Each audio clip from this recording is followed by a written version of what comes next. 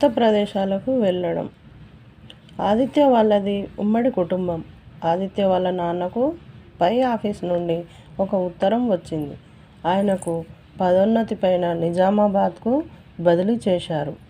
వాళ్ళ ఇంట్లో అమ్మ, నాన్న, చెల్లితో పాటు తాతయ్య, నానమ్మ, చిన్నాన్న, చిన్నమ్మ, వాళ్ళ పిల్లలు అంతా కలిసిమెలిసి ఉంటారు. కుటుంబాలు ఎప్పుడూ ఒకే విధంగా ఉండవు. అంతేకాకుండా వ్యాపారం, చదువులు, బతుకు తెరువు కోసం పనులు, వలసలు పోవడం, భూకంపాలు, వరదలు రావడం వల్ల కూడా కుటుంబంలో అనేక మార్పులు చోటు చేసుకుంటాయి. కుటుంబాలు నాడు, నేడు, రేపు. ఇవాళ రేపు ఎలా ఉన్నాయో చూడండి.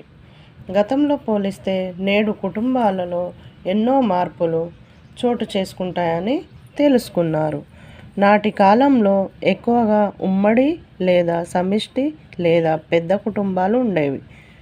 పెద్ద కుటుంబంలో నానమ్మ, తాతయ్య, చిన్నానమ్మ, చిన్న తాత, చిన్నాన్న, చిన్నమ్మ, పెదనాన్న,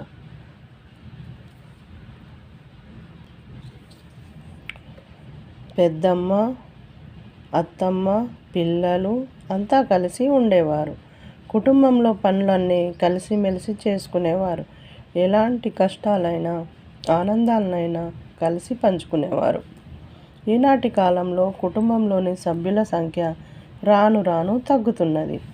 ఇప్పుడు ఎక్కువగా కుటుంబంలో అమ్మ, నాన్న, పిల్లలు మాత్రమే కనిపిస్తున్నారు. దీన్ని వెష్టి కుటుంబం అంటారు. దీన్ని ఏం కుటుంబం అంటారు? వెష్టి కుటుంబం. చిన్న కుటుంబంని వెష్టి కుటుంబం అని కూడా అంటారు. కొందరు తల్లిదండ్రులు వృద్ధాశ్రమాలలో ఉంచుతున్నారు. ఉమ్మడి కుటుంబంలో పిల్లలకు వృద్ధులు తోడుగా ఉండేవారు. పిల్లలకు కథలు చెప్పడం, తెలియని విషయాలు తెలియజేయడం, అందరూ కలిసి భోజనం చేసేవారు.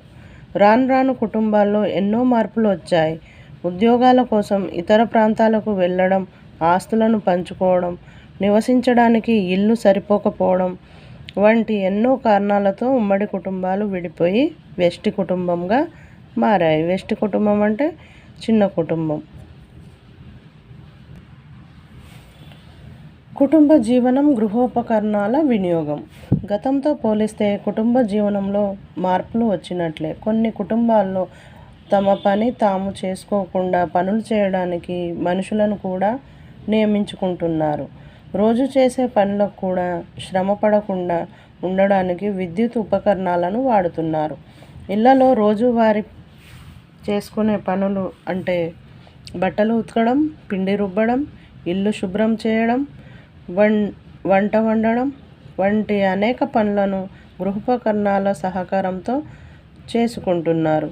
వాషింగ్ మిషన్, మిక్సీ, గ్రైండర్ మొదలగు విద్యుత్ ఆధారిత వస్తువుల వలన విద్యుత్ ఎక్కువగా వాడవలసి ఉంటుంది. అవి చేసే పనులను మనమే చేసుకుంటే విద్యుత్ వాడకం తగ్గడమే కాక శారీరక శ్రమ జరిగి ఆరోగ్యంగా ఉంటాం. వీలైనంత వరకు ఎవరి పని వారు చేసుకోవడం వలన కుటుంబంలోని వారికి పని విలువ తెలుస్తుంది. Thank you friends. First lesson completed.